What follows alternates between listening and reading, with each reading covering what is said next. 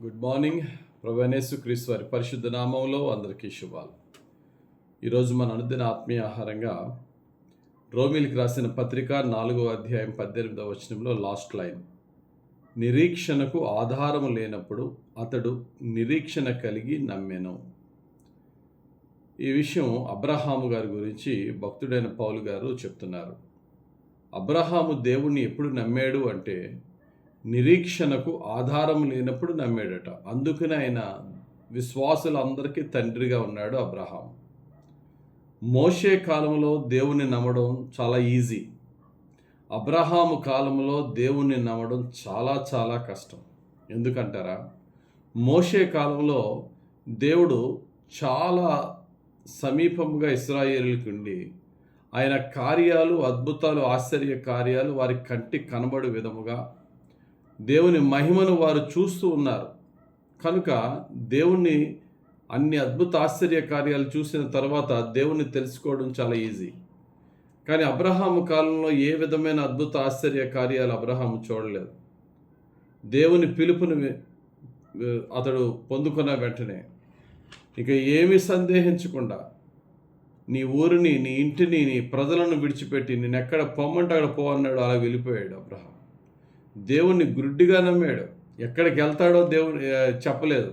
ఏ ఊరు తీసుకెళ్తాడో దేవుడు చెప్పలేదు. ఎవరి మధ్యకి తీసుకెళ్తాడో దేవుడు చెప్పలేదు. అయినప్పటికీ అబ్రహాము దేవుని నమ్మాడు. ఈ యొక్క అబ్రహాము జీవితంలో అతని యొక్క నమ్మకము నిరీక్షణకు ఆధారం లేనప్పుడు, అంటే మనం ఏదైనా ఒకటి నిరీక్షించాలంటే దానికి ఆధారం ఏంటి అని మనం వెతుకుతూ ఉంటాం. ఏదన్నా కార్యం ఎవరైనా జరిగిందా, ఎవరి జీవితంలో ఇది సక్సెస్ అయిందా, అప్పుడు మనము నమ్ముదాం అనే ఆలోచన కలిగి ఉంటుంది.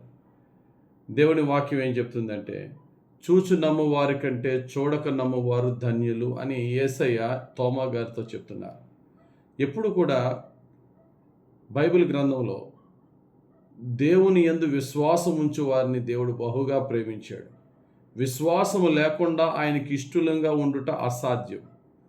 ఆ విశ్వాసము కూడా, దేవుని యందు విశ్వాసము కూడా ఏదో ఒక సూచక క్రియ, అద్భుతాలు జరిగినప్పుడు నమ్మడం కంటే ఆయన వాక్యమును విని ఆయన నమ్మడం అనేది దేవుడు ఇష్టపడతాడు.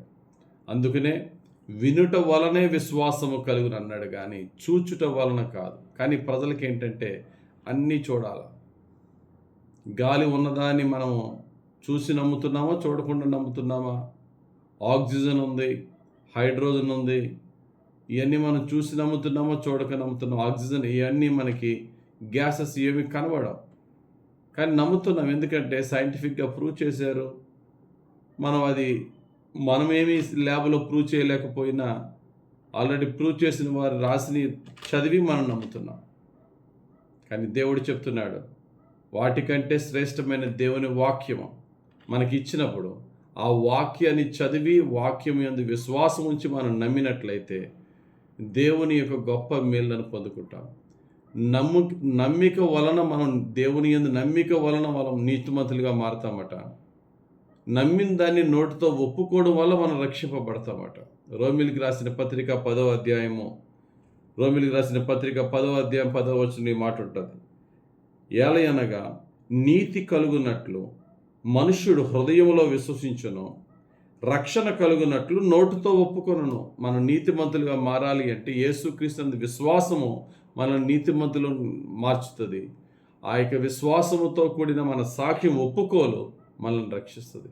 కనుక విశ్వాసం ఎంత ముఖ్యమో దేవుడు చెప్తున్నాడు. ఆ విశ్వాసం కూడా ఎటువంటి విశ్వాసం అట? వాళ్ళకి అది జరిగింది, అప్పుడు ఇది జరిగింది, దేవుడు ఈ సూచక్రియ చేశాడు కాబట్టి నేను నమ్ముతున్నాను కాదు. ఆయన వాక్యాన్ని నమ్ముతున్నాను, వాక్యం యొక్క సత్యాన్ని నమ్ముతున్నాను.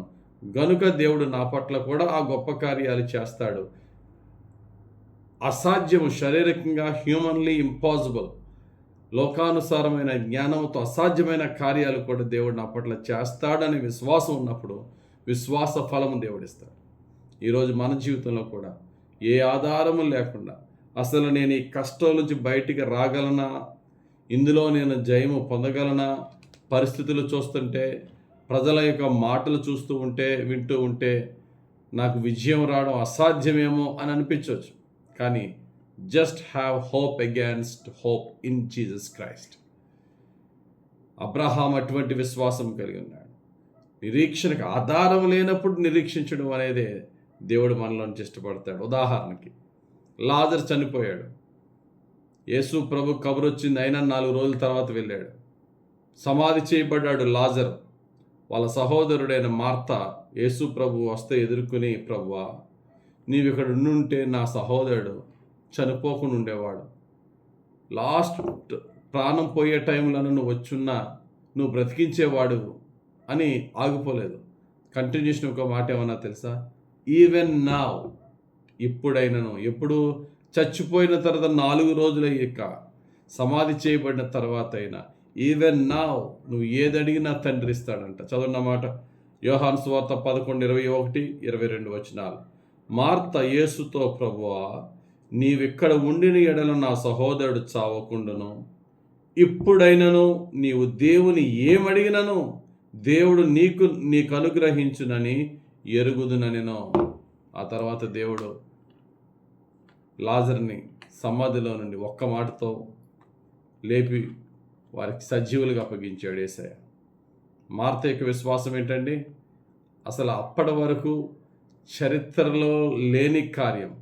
మనిషి చచ్చిపోయి సమాధి చేయబడి 4 రోజుల తర్వాత అటువంటి లాజర్ని మరలా బయటికి తేవడం అనేది, తెస్తాడు నా యేసు ప్రభు అని విశ్వసించడం అనేది చాలా గొప్ప విషయం. మనకి కూడా ఈరోజు దేవుడు అంటున్నాడు, మనతో చెప్తున్నాడు, మార్త పట్ల దేవుడు అద్భుతం చేశాడు కనుక మార్త ఎటువంటి విశ్వాసం కలిగి ఉన్నదో మనము కూడా ఆధారం లేనప్పుడు, అసలు ఇది జరుగుతుందా? హ్యూమన్లీ ఇంపాసిబుల్ అవ్వచ్చు, but nothing is impossible to God. దేవునికి అసాధ్యం ఏమీ లేదు. నన్ను స్వస్థపరచగలడు, నాకు విజయం ఇవ్వగలడు, నాకు మేలు చేయగలడు, నన్ను కష్టం నుంచి పైకి లేపగల దేవుని పట్లే నా చివరి శ్వాస వరకు విశ్వాసం ఉంచుతాను. నా ప్రభు నన్ను బ్రతికించినా, నన్ను ఆయన తీసుకున్నా, నాకు విజయం ఇచ్చినా, నాకు ఓటమి ఇచ్చినా, నా చివరి శ్వాస వరకు ప్రభు వైపే చూస్తానని దేవుని కృప కొరకు విశ్వాసంతో కనిపెట్టు వారిని దేవుడు సిగ్గుపరచడు. Let us have hope against hope in Jesus Christ, like Abraham వలె విశ్వసించటానికి ఆధారమే లేనప్పుడు, నిరీక్షణకు ఆధారమే లేనప్పుడు ఎలా నమ్మాడో మనము కూడా ప్రతికూల పరిస్థితుల్లో దేవుని అందరి విశ్వాసంతో ఎదురు చూద్దాం. దేవుని అద్భుతాశ్చర్య కార్యాలు పొందుకుందాం. అట్టి విశ్వాసము, ప్రార్థనా శక్తి పరిశుద్ధాత్ముడు మనకు అనుగ్రహించును గాక. ఆమెన్. ప్రేమ కలిగిన మా తండ్రి, ఈరోజు మాకు ఇచ్చిన ఈ వాక్య ప్రకారంగా మా జీవితంలో అద్భుతాశ్చర్య కార్యాలు చేయు దేవుడు నీవున్నావు కనుక, విశ్వసించి ప్రార్థన చేయడమే మా పని కనుక, పరిస్థితులు ఎలాగున్నా, ప్రతికూల పరిస్థితులు ఎదురైనా, ప్రజలు అసాధ్యమన్నా విశ్వాసముతో ప్రార్థిస్తూ ఎదురు చూస్తూ చివరి శ్వాస వరకు నేను విశ్వాస పోరాడుతూ నీకు మహిమార్థంగా, మాకు దీవెనకరంగా, అనేకులకు సాక్షార్థమైన గొప్ప విజయవంతమైన జీవితాలను మాకు ప్రసాదించమని యేసు నామములో ప్రార్థించి వేడుకొంచున్నాము తండ్రి. ఆమెన్. తండ్రి యొక్కయు, కుమారుని యొక్కయు, పరిశుద్ధాత్మ దేవుని అభిషేకం హెచ్చుగా మనపై దిగి వచ్చి మనలను, మన ప్రియులను రక్షించి కాపాడి దీవించి విజయం ఇచ్చునుగాక. Amen. Amen. Amen. God bless you. యేసయ్యకి మహిమ కలుగును గాక. Have a very blessed day.